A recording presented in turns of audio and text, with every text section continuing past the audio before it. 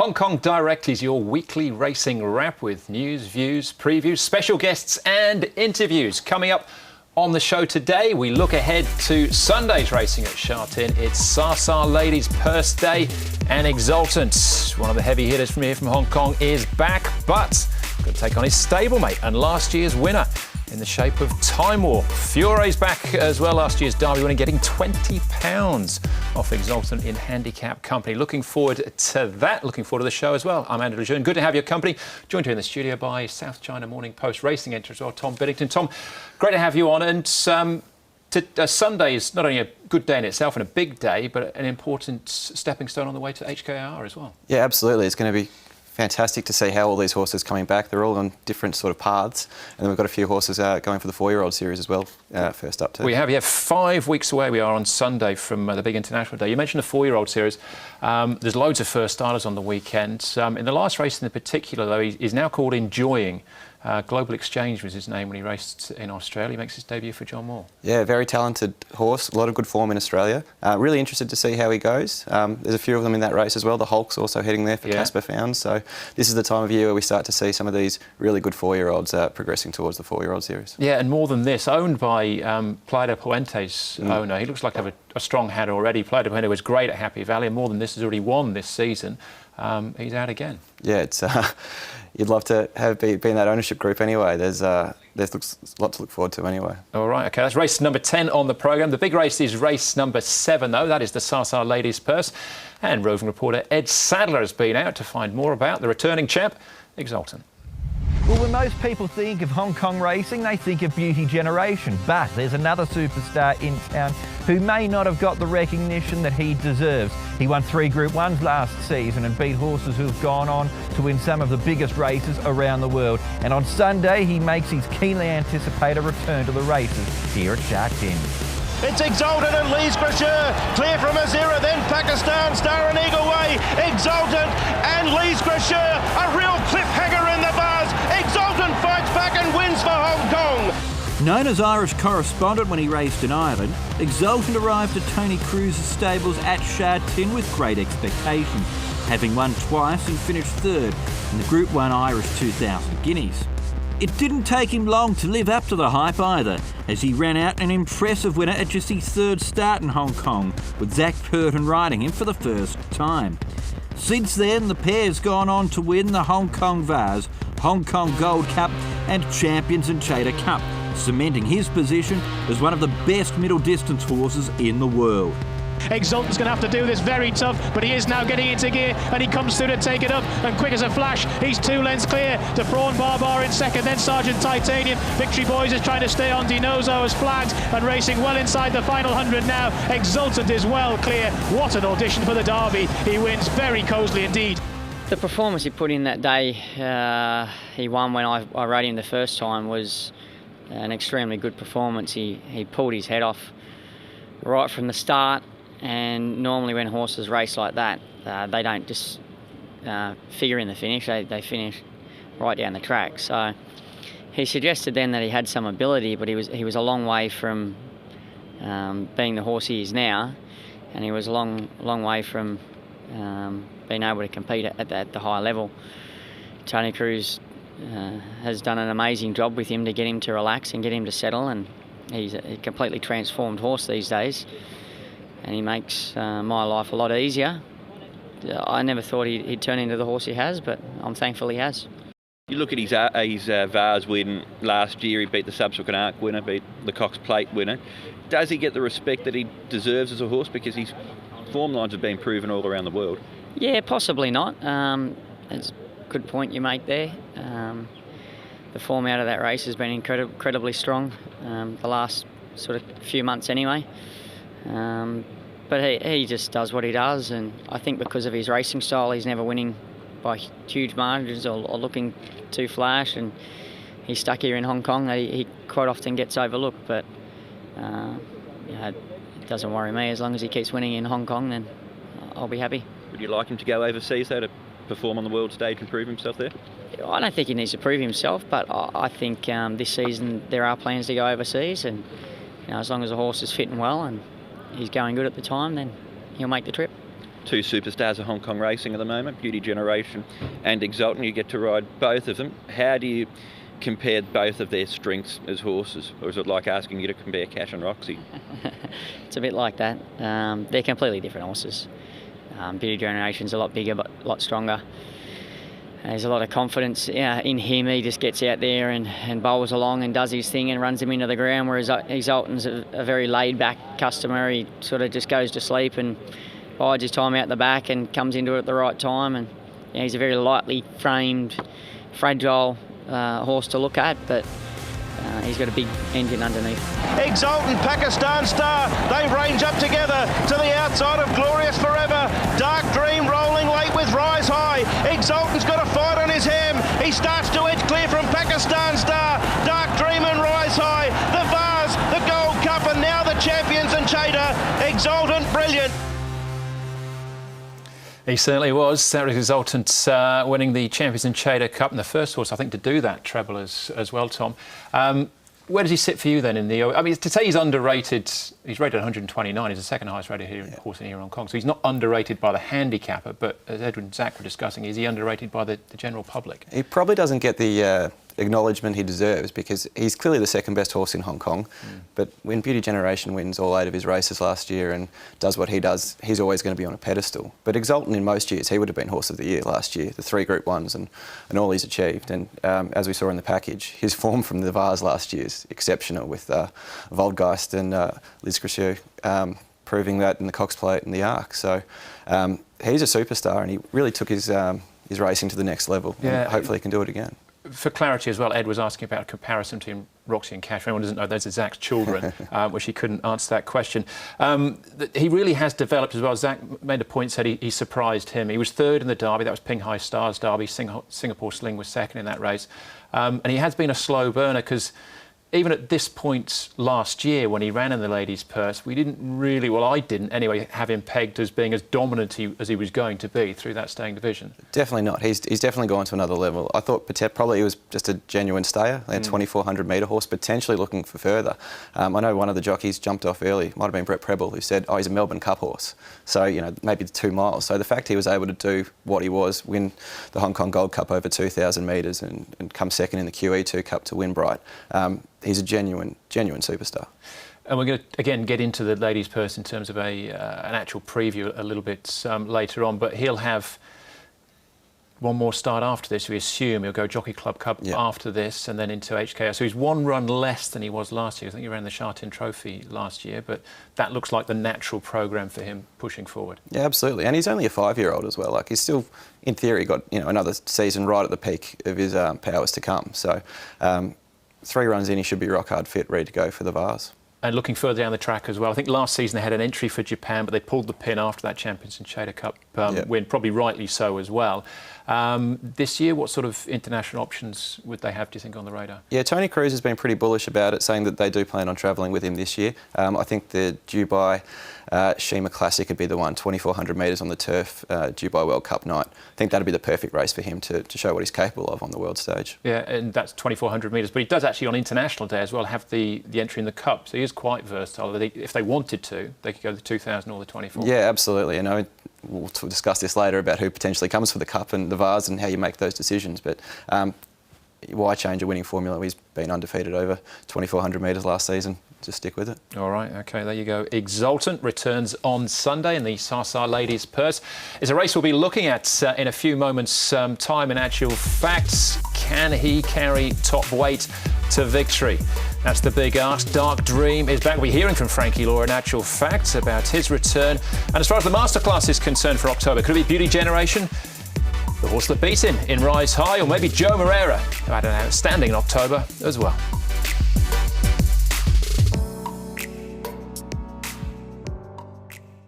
Welcome back to Hong Kong Direct. Special guest Tom Biddington, racing editor from South China Morning Post, still with me. We're looking ahead to the Sasa Ladies' Purse on the weekend in a moment. First up, though, we're 5 weeks away on Sunday from the international races at Sha Tin. So we'll start the countdown, looking back at some of the heroes of years gone by.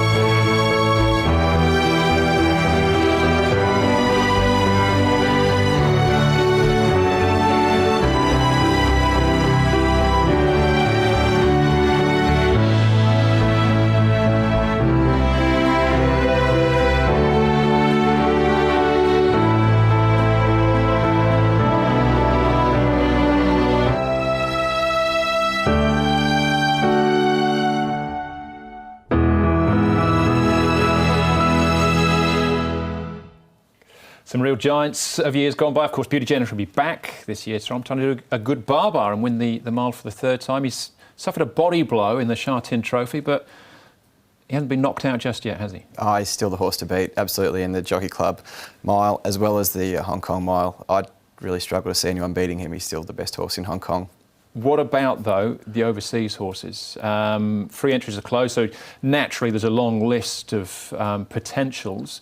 But what are we hearing about the horses that are, do you think, likely to make the trip? Well, the dream would be Almond Eye if she could come over. She was brilliant on the weekend. She was amazing, absolutely amazing. Great to see her back to her best. So she'd be the dream for the Hong Kong Jockey Club if she could come here for the Cup. And it's still possible? It's being talked about? Absolutely, it's definitely on the cards. We just need to wait and see and get confirmation of it all, but she'd be the draw card. Are the Japanese horses, as I understand it, though, Lise Gracieux and the Caulfield Cup winner Murder Glass, not making the trip? No, they're not going to make the trip. The other Japanese horse who is coming is Danon Smash for the sprint. OK. A race I'd love to see a match-up is Ben Battle and Beauty Generation, and then potentially that'd be the home leg for Beauty Generation, then an away leg in Dubai against Ben Battle in the Dubai turf. What vibes are we getting from Godolphin, do you know? I think there's a good chance of coming. Obviously, he's only had a short preparation, just 2 runs this campaign, so it would make a lot of sense for him to come here. If he comes to the mile, that'd be fantastic, but he's also entered for the Cup. All right, OK. We saw a couple of real legends as well in Silent Witness and Lord Kalanoa. The sprint winners, we haven't seen our big names. We've had the up-and-comers come out, but Beat the Clock and Mr Stunning have been the benchmark for the last couple of seasons. Well, Mr Stunning's won the last 2. Yeah. How's he been looking in the morning? Yeah, he's looking good, but they're the same sort of horses again, so it's up for the others to come through and see if they can match them. So that's where we want to see someone like an Athero, who is obviously the rising star on the scene, and he gets in with the lightweight in the Jockey Club sprint, and Full of Beauty is the other one who ran well on the weekend. Yeah, so we'll look forward to seeing them, Mr Stunning at the trials and Beat the Clock as well. They shouldn't be too far away from hopefully a return, and Mr Stunning defending his title as well. All right, that's some of the potentials heading to the international races. They're 5 weeks away, just a little over as we stand here right now. Let's look ahead though to the weekend action, the Sarsar Ladies Purse with the preview.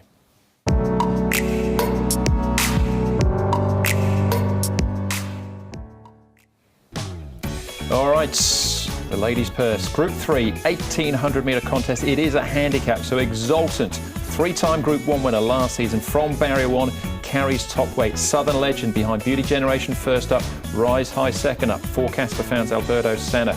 Dark Dream first up, third to Exultant in the Champs and Chater Cup last year. Time Warp, last year's winner, Barrier 11. Alexi Bedell back, his first day in the saddle. Singapore Sling reunited with Chad Schofield. Fiore, the Derby winner, 5th in the Celebration Cup. Down to Insatiable. Alex Lyride from Barrier 3 is also coming out of the Rise High race. That's the Sha Tin Trophy. Ho Ho Khan second up in trip. And Sacred Capital as well. We'll come back to him in a moment or so, but he's over from Macau. Lightweight on his back, and he's a multiple winner. We'll talk about him a little bit in a moment. Let's start though, Tom, we're actually going to go back. This is Exultant. We're going back to January last year. It's the Centenary Vase. The reason we do that is because it's 1,800 metres. We've been talking about and we think about him as being a stayer, 2,000, 2,400 metres or middle distance. But this is to prove that he can do it over the 1,800 metres. The other horses to keep an eye on here, Insatiable, pink cap down the inside. He finishes in 4th place. Singapore Sling, light blue cap here. And Time Warp, this is one of his non-going days, unfortunately for Time Warp fans. He weakens out a bit. Exultant wide round the outside, a convincing win. Yeah, obviously he showed his class here this day, even though it's probably short of his best trip. Hits the line very nicely to win. Singapore Sling's an interesting one. Disappointing first up, fair to say. He didn't quite have the right run, but I'll be giving him another chance, and certainly wouldn't shock to see him, but great to see Exultant do what he does here. And Insatiable ran quite well as well first up this series. He seems to be, you see as the handicaps in theory brings into it, and he's tough and he's honest, but you'd think it's probably class-wise he might be a little bit short. The big question about Exultant is the weight, and can he give it away to, £20 to a Derby winner, I suppose? Absolutely, and he's first up as well, so hasn't had a run under his belt, so there's a fitness query there. And the other question, I reckon, is the barrier. Barrier 1, I reckon Zach Purton will be very keen to try and get off the rail. He doesn't want to be trapped among horses like he was with Beauty Generation the other day. So I think certainly he'll be trying to make sure he can find some clear running there. All right, well, speaking of Beauty Generation, this is the Oriental Watch Sha Tin Trophy, the big pink blinkers there. We're not concentrating on him this time, it's the horses around him. This is Southern Legend. Now, he was a good run first up in the Celebration Cup. This is his second up effort, eventually finishing in 5th place. We've got Eagle Way towards the outside here, finishes 6th. Insatiable again, another honest run from him. And Singapore Sling, you touched on the fact that he didn't really get the run of the race, but did he really finish off that strongly as well? No, he didn't. That's it was certainly a poor run for him, but things didn't go to plan. They've made the jockey change. Chad Schofield's back on, so he's one to watch. I really liked the run of Southern Legend. He was just honest, kept plugging away. Doesn't have the brilliant sprint the way Waikuku or Rise High does. So I think he did a good job. Certainly bodes well for this race. And Insatiable's out there whacking away as always. Yeah, Southern Legend, shouldn't forget, he was out in Dubai as well. They took him out there, around behind Almond Eye. I feel sorry, Waikuku beats Beauty Generation and gets beaten himself. Rise High, he was brilliant that day, Rise High. But yeah, I'm probably in your camp a little bit here with Southern Legend getting, what, £6 off Exultant. He might be weighted to beat him, we'll find out. But Frankie Law might have something to say about that. He's got 2 horses in the race, in Dark Dream and Fiore. Let's start off with Dark Dream. How's he come back from his break? He looks okay, and give him 2 trials. He showed good, and but later on, I think this horse should be a stayer. But I still need to give him 1-1, and this time I put the chip piece on. He looks better. He's entered for the Cup, the Vase, as you say, he's more of a staying type. What would be your preferred option for him? For me, I think should be the Vase, 2004. He looked like some is a 1-pace horse, so 2004 should be better for him. And Fiore, what were your thoughts on his last start run behind Beauty Generation, Frankie? Last start, I think is 1400. I know he's a little bit short, but he used too much in front. He sort of followed the pace, and then in the straight you can see he's not really strong finish. But I think this time I will ask Karras to just make him a little bit settled first, and maybe midfield, and then I think he got a strong finish this time. There you go. You got to see Southern Legend as well, finishing off very closely. Those are Frankie's 2. We'll start with Fiore. Yes, that was 1,400 metres. He gets up to the 18 now, which he tackled in the Classic Cup last year, and arguably was a little bit unlucky in that as well. So that's got to be a positive, up to the 1,800 metres for him. Definitely the distance is a positive, but I'm not sure what to make of him. Obviously did a fantastic job last year in the 4-year-old series, doing what he did. I'm not sure how he's going to handle the step up to genuine Group 1 company this time around. I thought his first up run was only fair. Yeah. So I'll be interested to see what he does going forward. Getting £20 off Exultant, though, if he can't get involved... Correct. Then, yeah, the alarm bells might be ringing as far as genuine weight for age contests are concerned. What about Dark Dream as well? His 2 wins have been over the 2,000 metres, but again, he was odds-on favourite his year for the Classic Cup, but got beat. Yeah, he's a nice horse, actually. I think I'm more positive about Dark Dream than I am about Fiore going forward. His trial at Happy Valley the other day was terrific. He covered plenty of ground, still hit the line nicely. He seems to have a horse with ability. Obviously, his second season in Hong Kong, horses tend to improve on their first season. So I certainly think he can be around the mark. All right. Another horse that possibly, like Dark Dream, heading to the 2,400 metres for the Vase is Ho Ho Khan, who finished off last season really strongly with the win in the Queen Mother Memorial Cup over the 2,400 metres. Understandably, he was short of his best over 1,400 metres first up. A lightweight here up in trip?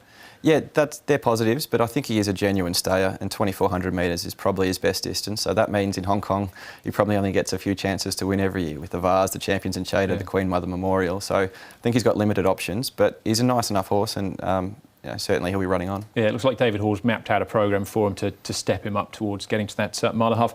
And we can't obviously not talk about the visitor from Macau. Yes. What do you make of him? So my colleague Sam Agar spoke to Joe Lau, the trainer, the other day, and he's coming over here. He was the Derby winner in Macau Sacred Capital, basically to test him and just to see where he's at, because he's one of the best horses over there. Need to see what level he's at. Historically, it doesn't look great for Macau horses when they come up against Hong Kong horses. I mean, Hong Kong's dominated the Interport series in recent years. So I I'd need to see it to believe it, but good on them for coming over and having a crack. Absolutely. He's 2 from 3 courses. He won 7 times. I think he's nearly got 50% strike rate. So, yeah, great to have the visitor here. As far as the ultimate tip is concerned, though, who are you going for? Southern Legend's the one for me. Race fitness is probably the key. He's had 2 good runs in. Gets that little bit of weight relief off Exultant. Barrier's a bit of a concern. See where he settles in running, but he's the one I'd want to be on. Yeah, I think he's the one to beat, but I'm going to give a big shout out to Time Warp as well, last year's winner. Gets out, he's got less weight on his back, gets out, gets rolling. And, you know, he loves it when he'll get an unchallenged lead. He loves that sort of circumstance. We saw him win last year. He wouldn't be a complete shock. Great. All right, Time Warp for me then each way. Racing Diary, Sasso Ladies Purse, 12.15 for the first. Happy Valley for 9 on Wednesday night. Then the Panasonic Cup, where hopefully, Tom, will get to see the return of Champions Way, one of the leading 4-year-olds going towards the Derby. Yeah, he's obviously had an amazing season last year, won 6 of 7.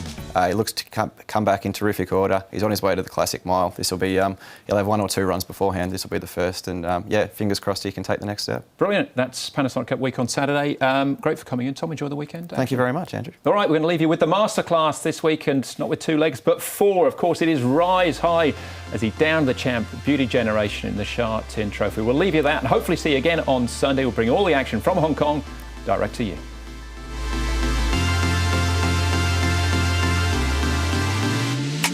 Waikuku starting to get to the outside. He's got onto the back of Beauty Generation, who shouldered his way into the clear, cornering for home and hit the front. Waikuku's in hot pursuit.